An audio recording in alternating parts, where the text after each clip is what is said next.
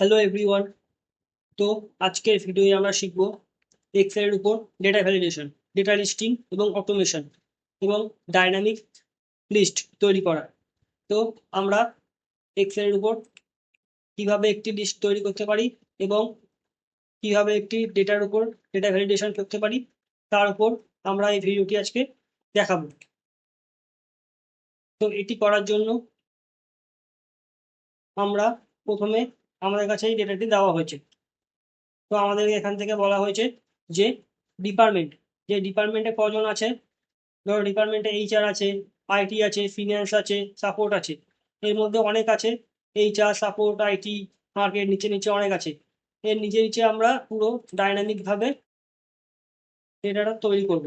মানে আমাদের পুরো এইচআর এর লিস্ট বেরিয়ে যাবে, পুরো list wise HR. IT IT select করলে পুরো আইটি ওয়াইজ আইটিতে কজন আছে পুরো বেরিয়ে যাবে। তো এটা আমরা কি করে করব এই ভিডিওতে আমরা দেখিয়ে দেবো। তো এটি করার জন্য এটি কি করে করবো, আগে আমরা তোমাদের একটা এক্সাম্পল দেখিয়ে দিচ্ছি এটি কিভাবে তৈরি করতে হয়। তৈরি করেছি, আমরা একটা তৈরি করে রেখেছিলাম আগে, এটি তৈরি করে রেখেছি আমরা। তো এটি কি করে করেছি আজকে শেখাবো। দেখো মার্কেটিং, মার্কেটিং এ এবার কজন আছে এখানে পুরো একদম লিস্ট করে দেওয়া আছে। মার্কেটিং এ কজন আছে, এবার মার্কেটিং এ যারা অন্য কিছু সিলেক্ট করলে অন্য কিছু চলে আসবে। আইটি সিলেক্ট করলাম, আইটিতে কজন আছে, আইটি চলে আসলো। তো এটি কিভাবে করবো এই ভিডিওতে আমরা শিখবো। তো এটি করার জন্য ফার্স্টে দেখো সেলস সিলেক্ট করলাম, এবার সেলসে চলে এসছে, সেলস ডিপার্টমেন্টে কজন আছে।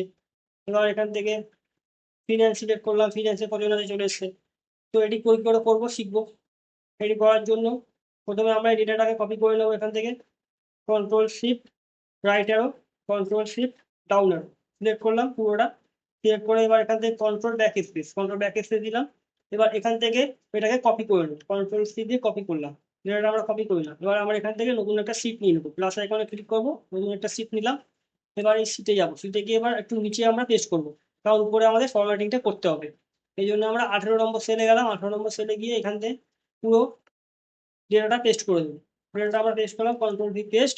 এবার এখান থেকে ডেটাটা অ্যাডজাস্ট করার জন্য এখান থেকে আমরা চলে যাবো হোম ট্যাব, হোম ট্যাবেই আমরা আছি।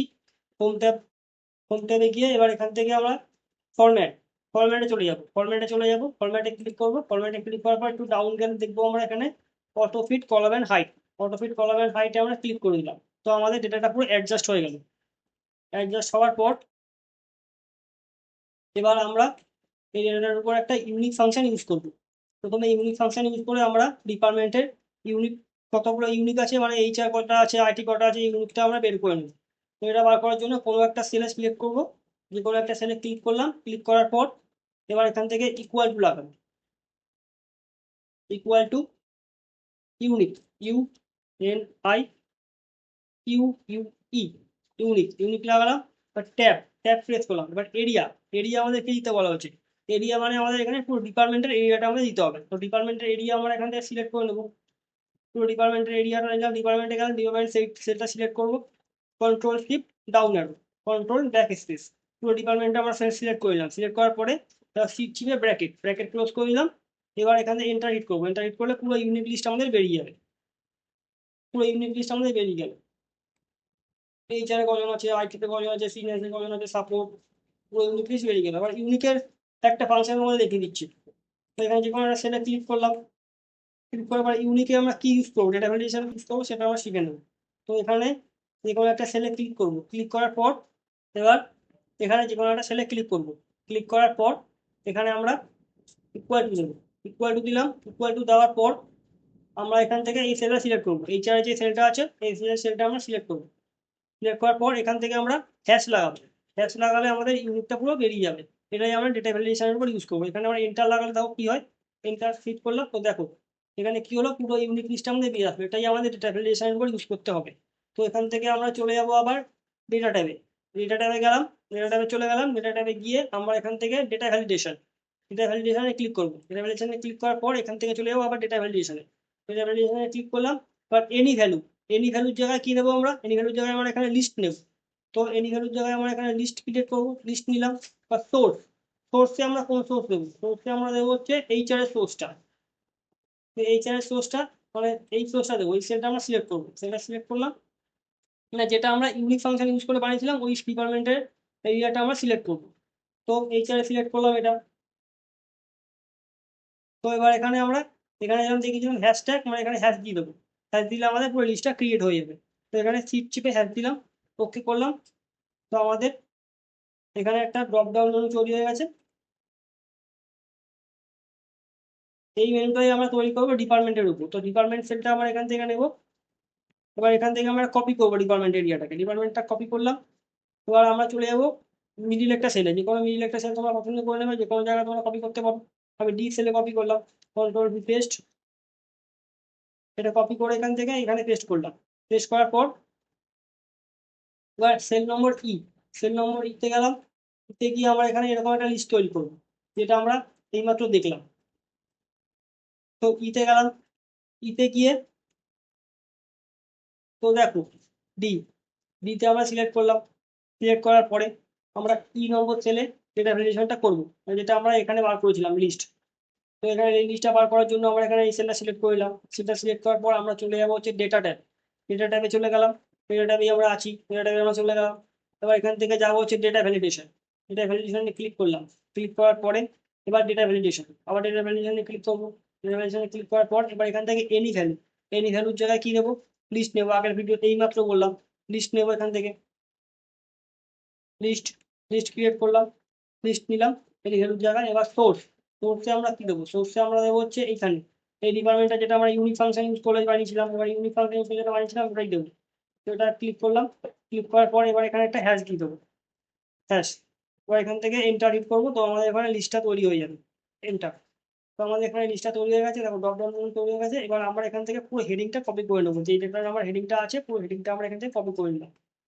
কন্ট্রোল শিফট রাইট অ্যারো, পুরো আমরা কপি করে নিলাম, পুরো হেডিংটা আমাদের কপি হয়ে গেল। Control shift copy.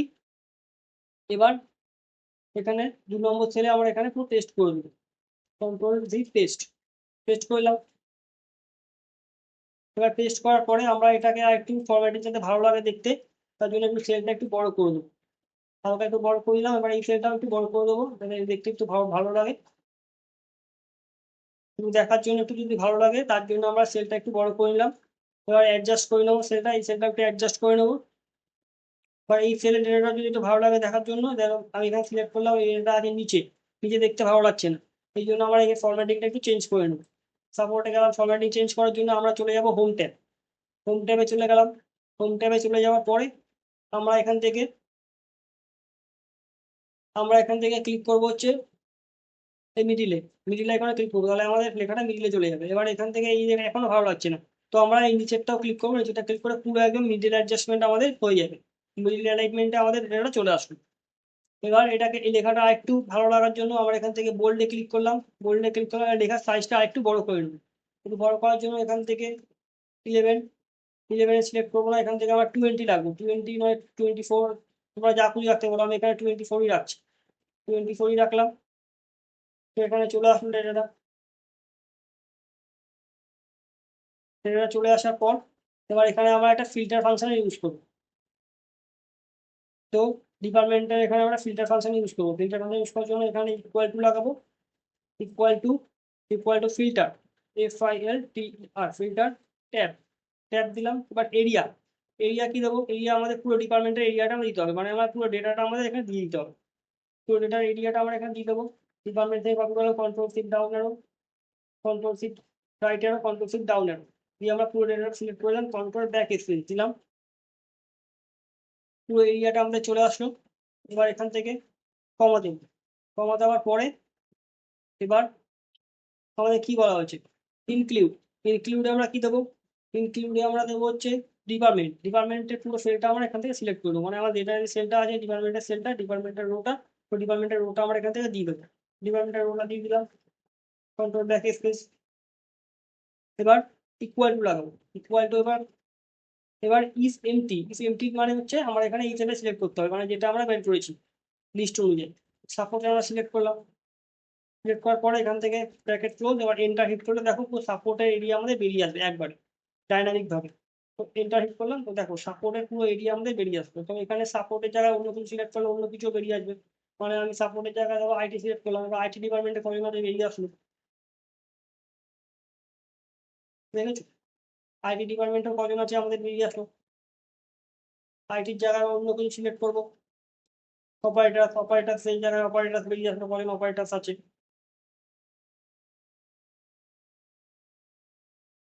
মার্কেটিং, ফিনান্সে কজন আছে বেরিয়ে আসলো। তো এইভাবে তোমরা ডাইনামিক ভাবে ডেটা ভ্যালিডেশনের ডেটা লিস্ট তৈরি করতে পারো। এই ভিডিওটি যদি ভালো লেগে থাকে লাইক এবং সাবস্ক্রাইব করে দিও, এবং পরের ভিডিও কোন টপিকের উপর দিতে চাও সেটি কমেন্ট করে জানিয়ে দিও।